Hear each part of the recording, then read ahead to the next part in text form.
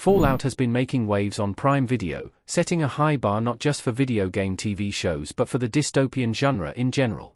However, post-apocalyptic stories have been around for a long time in film, television, and all types of art and writing. Fallout is far from the only series worth watching that digs into these themes and narratives.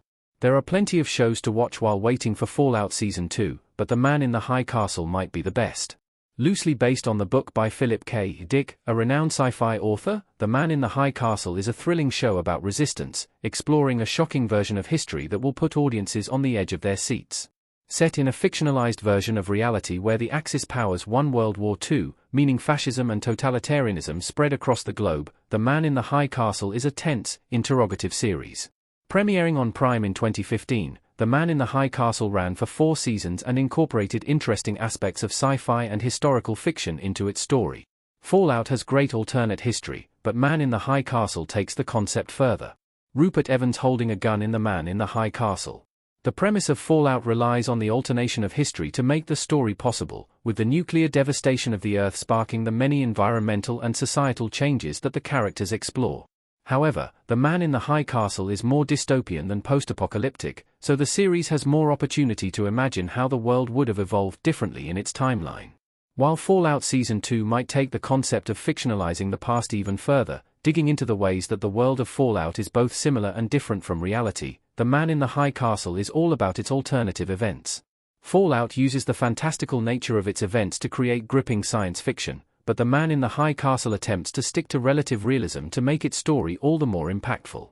The Man in the High Castle follows an ensemble cast who portray different characters experiencing the effects of the rule of Japan and Germany in the US, primarily dealing with how the country's evolution shifts after losing the war. Fallout uses the past and visual cues that remind the audience of the real world as fun Easter eggs rather than important narrative devices. Man in the High Castle deserved more attention for being an incredible dystopian series. A woman walks in a busy street in The Man in the High Castle. The Man in the High Castle was hailed for its intensity and vivid vision of what the world might have looked like under these circumstances, but the series never found as large an audience base as similar series. Part of this might be because the IP The Man in the High Castle was based on didn't have the crossover reach of video game series like Fallout. Additionally, The Man in the High Castle might be a unique take on its subject matter, but there's little question that there are a lot of explorations in both film and television of World War II. For viewers who are unaware of the story's conceit, it might seem like The Man in the High Castle isn't as groundbreaking and thrilling as it becomes once audiences are immersed in the narrative.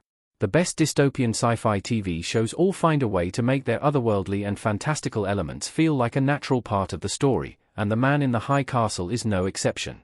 For history buffs who want to see how well the show imagines its timeline and audiences who love the tension of dystopian worlds, the series hits every mark. Prime Video is dominating the dystopian genre with adaptations like these.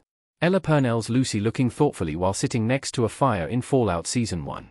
Of all the Prime Video original shows you probably missed, The Man in the High Castle is the one that audiences must check out, as it proves how well the streamer is performing within the dystopian genre. Most streaming services have their own takes on alternative history, with The Last of Us on HBO making waves, and the underrated sci-fi series Station 11. However, The Last of Us Season 2 was divisive, and Station 11 remains overlooked despite its high quality. Additionally, other streamers like Hulu have The Handmaid's Tale, Netflix has Sweet Tooth, and Apple TV Plus has Silo.